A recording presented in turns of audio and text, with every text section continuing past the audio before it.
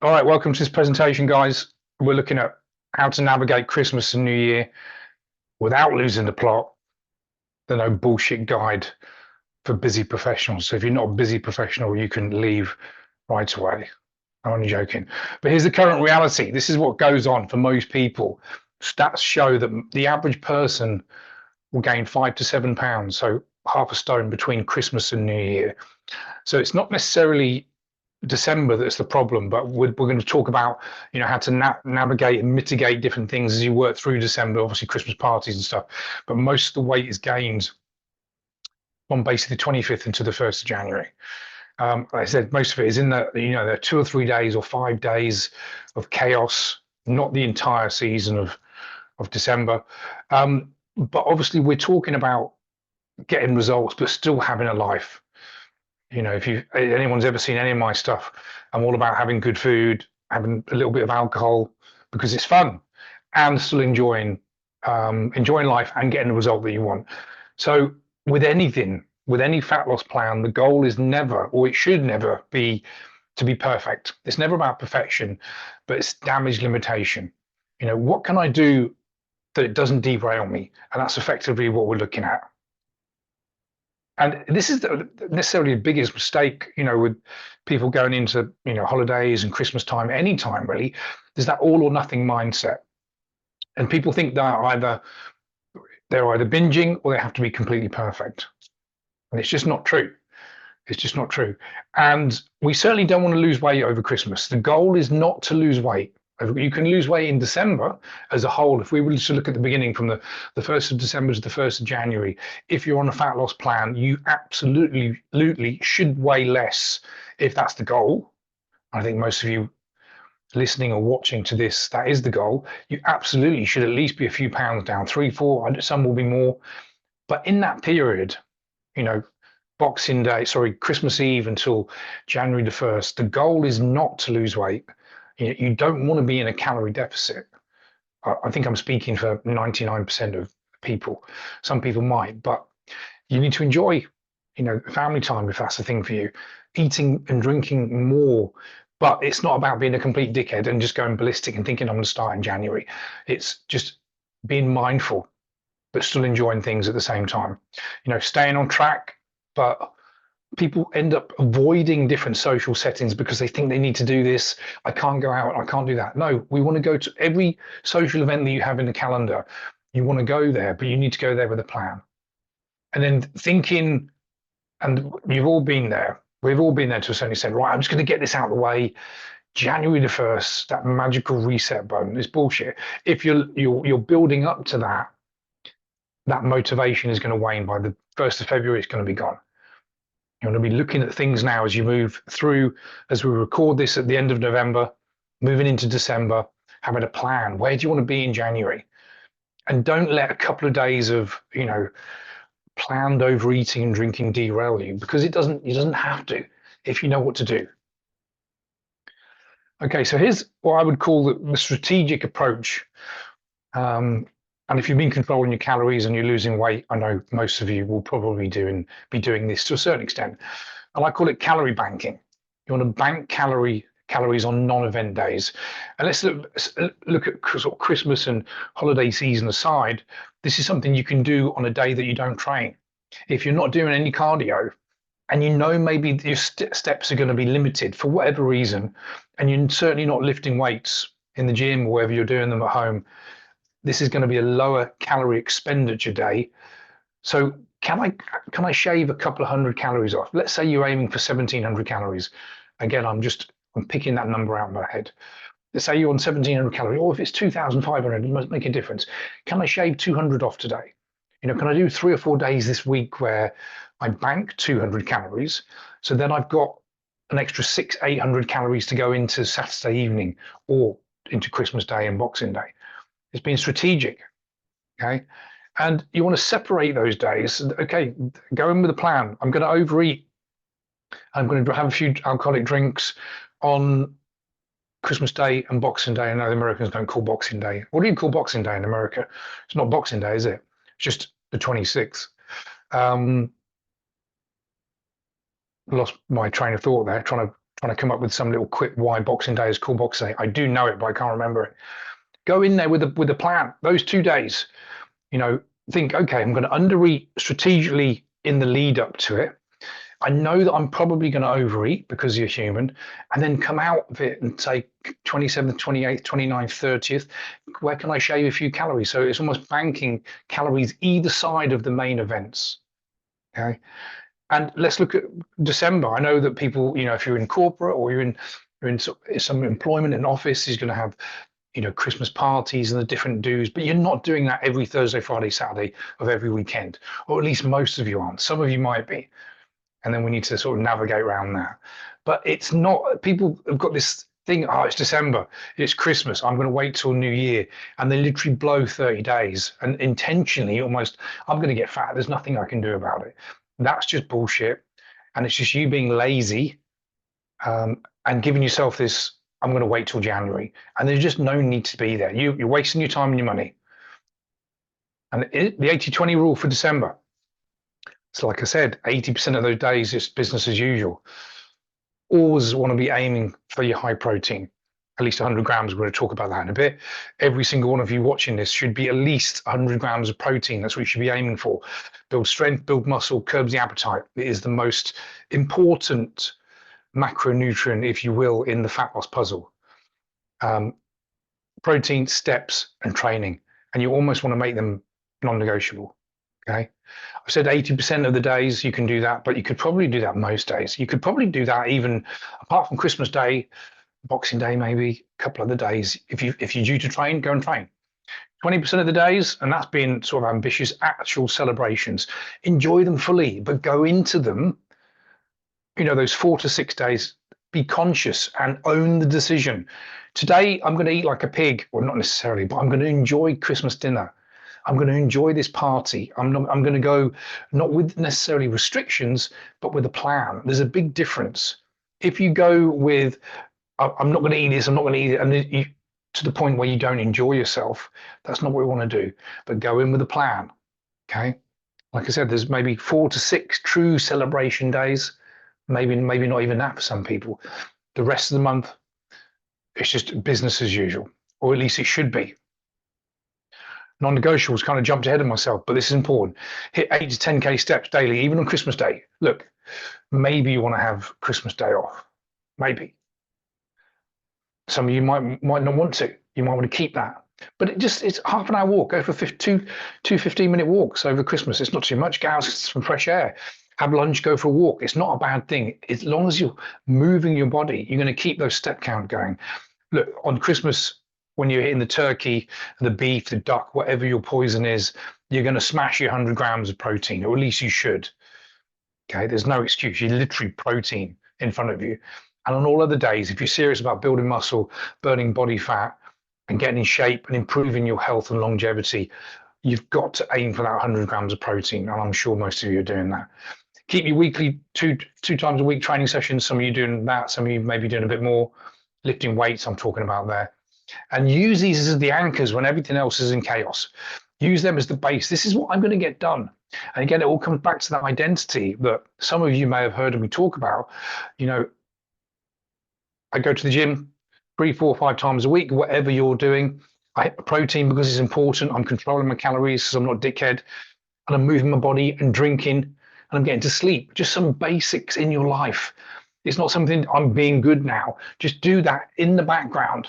That's how you work. And then you can still have the fun on top. Okay. But when you've got that base, those fun days, the overeating, the drinking, the occasional hangover, it doesn't make a blind bit of difference. But when you haven't got the base, that's when those days can spiral. That's the difference. And that is the difference between people that can get in shape and stay in shape. And it looks like they're doing this effortlessly because they are, because they've got that base locked in.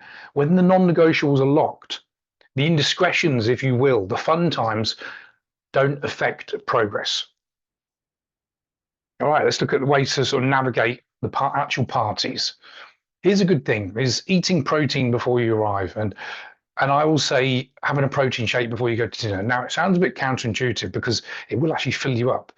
But if you know that you're going to overeat and you struggle with portion control, having 2 scoops of whey protein, 2 or 3 hours before you go out can massively, it won't, you don't want to do it so it curbs your appetite. So you're sitting there and you've got a pizza or a bowl of pasta and you literally, I can't eat anything. We're not talking about ruining your appetite completely, but just taking the edge off. And what the protein will do, it will stop you eating all the bread and the olive oil and the balsamic and the butter, having the main and having dessert. Maybe you're going to avoid the bread. You can cut back there.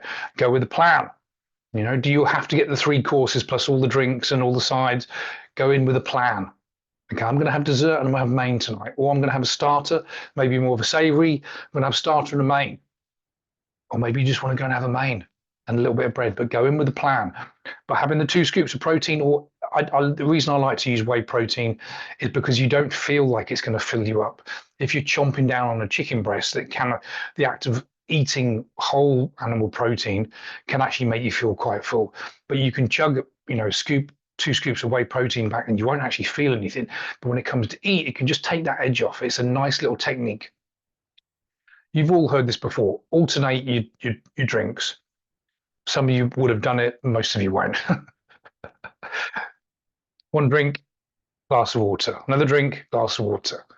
It's going to limit the amount of drink, but it's also going to massively help with any hangover as well, because you're hydrating. Your hangover, obviously, that alcohol is a poison and it dehydrates you, and lack of water. If you're doing 1 for 1, it's going to help that for sure. Good thing you're at a party as well. Fill your plate.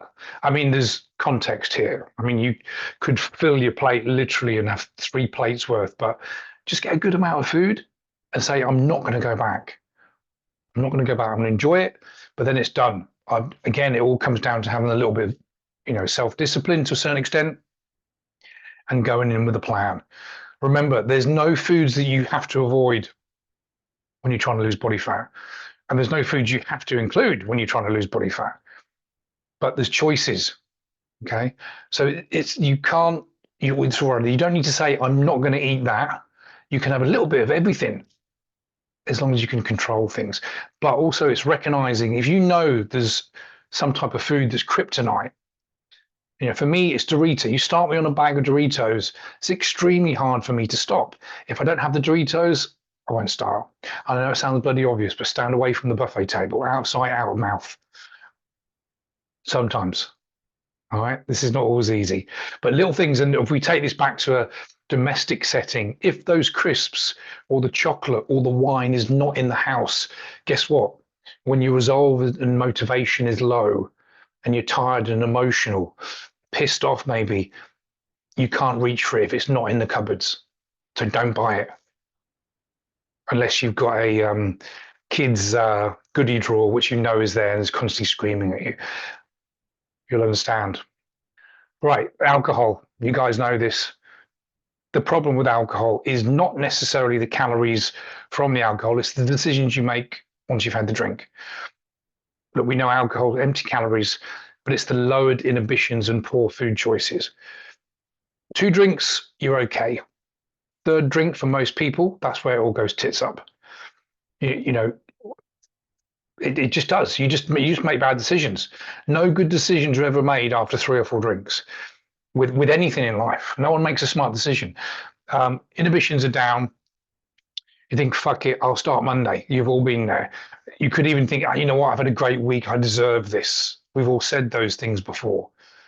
Okay, so you talk about the calories, and I've just used beer as an example here. It could be, your gin and tonic, your wine, whatever you're into, your cocktails, looking at 300 to 500 calories for some of those bigger cocktails. You then have those calories, and then on the way home, you're going to stop into that kebab store. You know it. Don't pretend that you're not. You don't go to bed having, you're ravenous. Why are you ravenous after alcohol? Alcohol lowers your blood sugar. So it's screaming at you, eat more food. Excuse me. Set a limit before you go out, stick to it. Again, it comes down to having a plan. I think if you want to really, again, context is everything. If you've not been out the whole of the month, you want to go out and you want to have 5 or 6 drinks, just accept it. You're going to eat shit. You're going to be hungover probably. You're probably not going to go to the gym. You know, you're going to get takeaway the next day. You can own that. But if you're going to go out, you'll go out. Maybe it's the second or third event in a week or in the space of a couple of weeks. You need to go with a plan, and that means 3 drinks. I'm done. Or maybe it's 2. You know, if you know you had that third drink could lead to 4 or 5, then you know you need to go and have 2 drinks. Now, the opposite is true. That 2 or 3 drinks for some people is impossible to stop. So it might mean saying tonight I'm not going to drink. And again, it's an individual decision. I can't say what's going to work best for you. You know, I can go out and I can have a couple of drinks. I don't need it. If someone says there's no booze tonight, I'm like, okay, it would have been fun to have some, but I don't need it. But if I have 3 drinks, you know, there's a chance I'll have 6. But I can go out and have 2 drinks. I'm one of these people that can do that. You might not be able to do that, but go out with a plan, whatever your plan is. You know, and like I said at the bottom part, the worst happens when you're drunk, not the meal itself. So it's the after effect. It's the calories you consume from the bad decisions that you make. And you all know this. Right, but here's really the danger zone. It's not Christmas Day and Boxing Day. It's the post typical celebrations. Okay, but that fuck it, I'll start January comes into mind. But it's also cleaning up all the snacks. Look, for some reason, I'm sure it's the same everywhere. In America, Canada, wherever, but certainly in the UK, we go shopping as if there's been some fucking apocalypse. You know, like Armageddon's happened, and there's every supermarket is shut down. There's enough food to feed 50 people, and it's sitting in the fridges. And we're like, oh, I can't throw this out. I just need to, you know, the trifle that's been in there. You know, all the crap. We've all done it. I'm smiling to myself. I'll probably do it this year. Try not to. Every year it's an internal battle. I'm just going to clear this up. The cheese and biscuits. Can't chuck all that cheese away. There's 8 kilos of cheese left over in the fridge. So you start chipping it away in the 5 days after Christmas. That's when people put the weight on come January. Oh, fuck it, I'm starting January. We've all been there. I've been there. I'm starting, right, January the 1st. I'm on it. Let's just get rid of this food. This is the danger zone, guys. Okay, you're bored. You don't know what day of the week it is. It's a weird time, isn't it? Christmas Day, it falls on a week. What is it, Wednesday? No, is this? You have no idea what's going on. You've been traveling, you're drinking and eating. It's a weird time. I mean, I love Christmas, but it's kind of strange. And this is where it all goes wrong. Okay, get back on track immediately, which means if you've got nothing in the diary and you're at home and you're not traveling, it could be the 27th. That could be the time. Why do we have to wait to the 1st? Again, it's all individual. You know, some of you might be doing things, you might be traveling, you might be on holiday, vacation. But if you've got nothing on, get straight back on it on the 27th. Go hard on the 25th and 26th, 27th, straight back on it. Don't wait for the 1st. But you're going to come under some pressure. You're going to come under some pressure. Maybe it's your mum, your dad, your aunt. Go on, it's Christmas. Just live a little bit. You can enjoy yourself. But you're no fun anymore. So it happens when, you know, you're trying to cut down on the booze as well. I used to be fun when you had a drink. Okay. Often, not always, but often when someone close to you or friend, family, or someone is making a comment like that, it usually is because it's making them feel uncomfortable. Your decisions when you're moving in the right direction, say you've lost a bunch of weight, often this comes from it seems like they're talking from a place of concern, but it's usually shit. I'm actually really embarrassed for my own situation. I can see you're improving yourself. And I've said before, this gap, you're moving ahead, and that gap becomes very uncomfortable for the person. They either completely move with you, or certainly not necessarily physically, as in get to the gym and start losing weight themselves, but mentally they move with you and they're on board with you. But often that gap can become quite uncomfortable. So they say it from a place of concern, but it's really like, I want to pull you back. You know, misery loves company. They want you fat. That sounds horrible, but they do. They do. That's just how it is. One won't hurt. Okay. If you can have one. 17 is not one. Could be the chocolates. You open, I should just have one. Boom. Whole box is gone. Okay. Aunt Carol. Fuck Aunt Carol. Apologies to anyone who's got an aunt called Carol. But you know, I mean, family pressure is always going to be there. You're in charge of your own health. You're in charge of getting the results that you want. So don't bow to any pressure that you're going to get from family. You're going to get it. We all do to a certain extent, but don't buy into it. to stick to your plan, whatever your plan is, but own your decisions. If you decide to overeat, own it. Don't just, just own it. You're fully responsible for everything that goes into your mouth and the movement that you do in your life. The leftover trap, we talked about it. Just get rid of it. Just get rid of it. It's crap that you wouldn't have bought. This is stuff that we've only bought for Christmas. If you wouldn't buy it normally, just put it in the bin. Have a little nibble, put it in the bin. Don't leave it for 3 or 4 days. Oh, that cheese, the 8 kilos of cheese, we talked about it. Because it's there, that's not the right strategy if you're trying to get results in what you're trying to do at the moment, okay? And believe it or not, every time you do this, you're going to strengthen that motivation. Sorry, not the motivation, sorry. You're going to strengthen the discipline around saying no. You're going to thank yourself. You're going to be very pleased. You all want to wake up on January the 1st with a clear head, your goals in place, highly motivated, disciplined, with a plan in place to attack 2026 when it comes to your health and fitness. Some of you are going to wake up with a hangover if you go out on New Year's Eve. We'll talk about that in a minute. But for those that aren't, you don't want to wake up a bloated mess just because it was Christmas.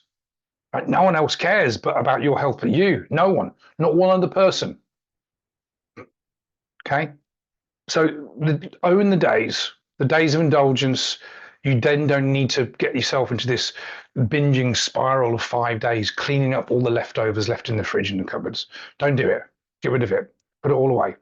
So New Year's Eve. New Year's Eve is always a bit of a letdown, isn't it? I've never had the best New Year's Eve. Vastly overpriced, expensive, queuing outside for, it's an age thing for sure. I haven't seen midnight for about 10 years. I'm sure that's my age. But just look, but own the decision.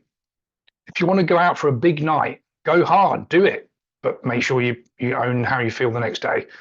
For those that aren't going to do that, makes no decision, but own it. Be conscious of your decision, and think about what you do on New Year's Eve. It's going to be hard to start strong in the right direction. Okay, so go out, go big, or don't, but just own the decision. And like I said before, we don't need this January the 1st to say, right, this is the time I'm going to start.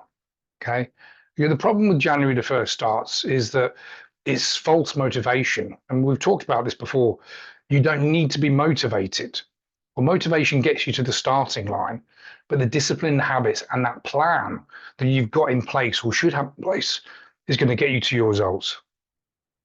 Okay, so the best time to get back on track is the next meal, not Monday or not January the 1st. And the people that get results in doing what you're doing, they don't wait for convenient days to do what needs to be done. They start tomorrow, or they start with the next meal. Enjoy yourself, enjoy your family time, eat and drink. I'm a big believer in that, but get straight back on the plan. All right, so here's the plan, your December game plan.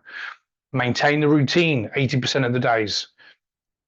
So remember, steps, protein, lift weights, get the basics, non-negotiables locked in.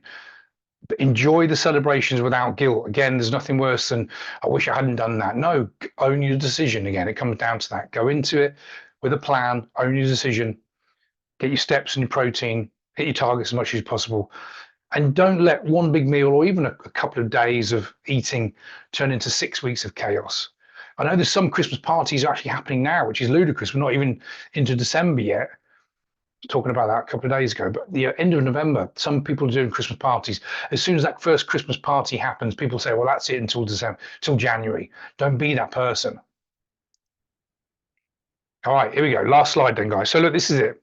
You can enjoy Christmas and still get progress. I don't think you want to be aiming to lose weight in that sort of period from, maybe the 21st onwards to January the 1st. You could, but I think it could be a time to relax. And if you've been looking at your calories and controlling everything over the year, this is a time to take your foot off the accelerator. But again, not to be stupid. Okay, being about strategic, not miserable. So we don't want to be in a calorie deficit on Christmas Day. Like, get a life. You don't want to be in a calorie deficit on Christmas Day. But could we lose weight over the whole of December? Absolutely. Because remember that your results over the month are going to come down to the habits and things you put in place over the 30 days. not in that period, that 5 to 10 days. And the difference between, where you're going to be in January and, December is basically a couple of decisions, 4 to 6 decisions about what you do, about locking those non-negotiables in and planning those meals or planning those events. Okay. And remember this, if family is a big thing for you, they want you present and healthy, not perfect and stressed, which means if you've got MyFitnessPal out on Christmas Day, you need to get your head read, right? Go in with a plan. Don't eat everything in sight. You know what's good. You know what's higher calorie. You know what's lower calorie. You know what's protein, what's not. Be smart. Eyeball your food and say, I'm going to have 3 drinks today, not 33. I'm going to have a little bit of dessert. Be smart. Above all, turn your phone off as well. Certainly not on MyFitnessPal. Anyway, there's the plan. Hopefully that helped, guys.